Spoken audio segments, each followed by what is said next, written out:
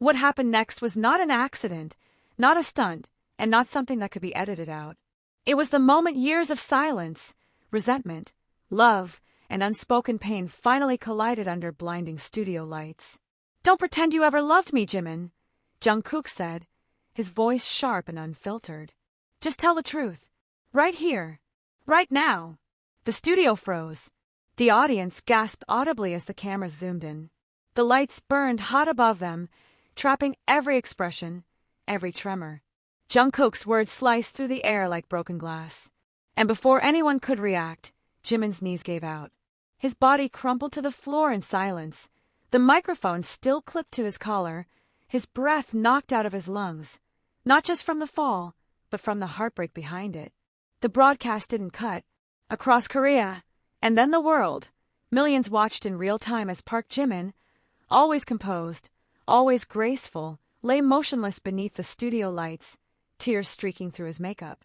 A staff member screamed off camera. One of the hosts rushed forward. Jungkook didn't move. His jaw was clenched so tightly it looked like it might crack. The words he had spoken echoed in his mind over and over again. Just tell the truth. But the truth had never been simple. And Jimin's collapse wasn't just physical. It was years in the making. Buried confessions, unresolved memories, jealousy disguised as silence, all clawing their way out of the worst possible moment. The segment had been meant to be lighthearted. A reunion episode. A celebration. They hadn't appeared together in over a year. Solo projects, rumors, distance. The producers knew the reunion would spike ratings. What they hadn't anticipated was a live, emotional implosion. Jimin hadn't slept the night before. He hadn't even wanted to come.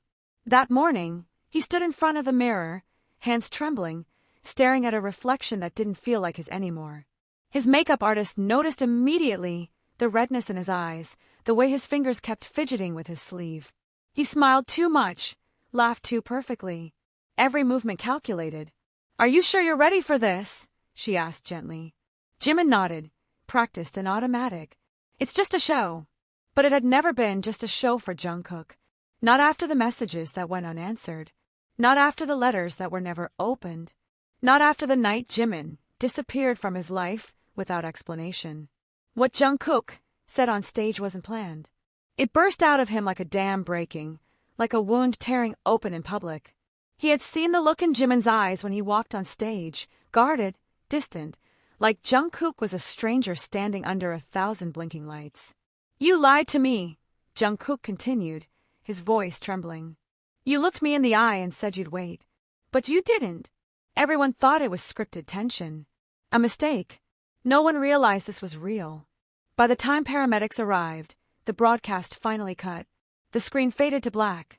Technical difficulties. "Please stand by." Backstage, nothing was technical. Nothing was simple. Namjoon stormed into the green room, phone buzzing nonstop. "Why didn't anyone stop this?" he demanded. "They haven't spoken in 11 months. You ambushed them for ratings."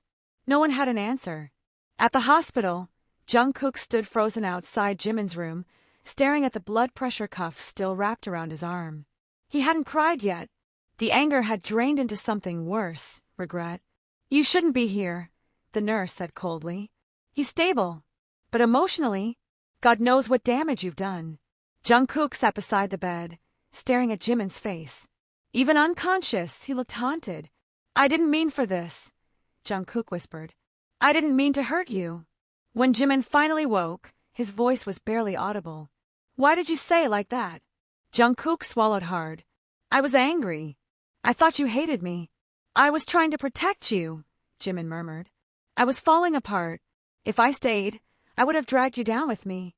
"You were never a burden," Jungkook said fiercely. "You were my anchor."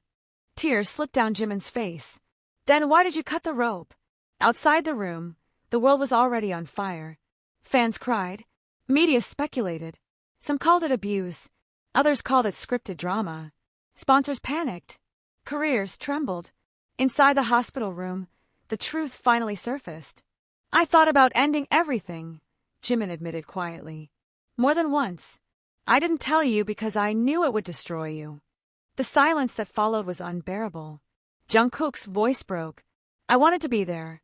I didn't care about charts or fame. I cared about you. Then why did you weaponize your pain? Jimin asked. Why corner me in front of millions? Because I didn't know how to grieve you while you were still alive, Jungkook said. Days later, they agreed to speak again, this time without scripts, without managers, without lies. 2 chairs. A dark studio. No audience. No applause. We were in love, Jungkook said on live broadcast. The kind that changes everything. The internet exploded. Jimin followed, voice shaking. I loved him more than I ever loved myself. But love wasn't enough to save me from myself. When the cameras turned off, nothing was fixed. I'm not ready to forgive you, Jimin admitted later. I loved you. But you also became the person I was most afraid of. 2 days after the interview, Jimin booked a flight. When Jungkook found him at the airport, breathless and desperate, he didn't beg for forgiveness. I was jealous, he confessed. Of your strength, of your silence. I hated you for leaving, and hated myself more for still loving you. Jimin's voice broke. I'm tired of running. This time, he didn't pull away. There was no grand reunion. No perfect ending. Just 2 people standing in the wreckage of everything they loved, finally honest, finally exposed, unsure if they could rebuild, but unwilling to disappear again. Because sometimes, the collapse isn't the end. It's the moment the truth can no longer be ignored.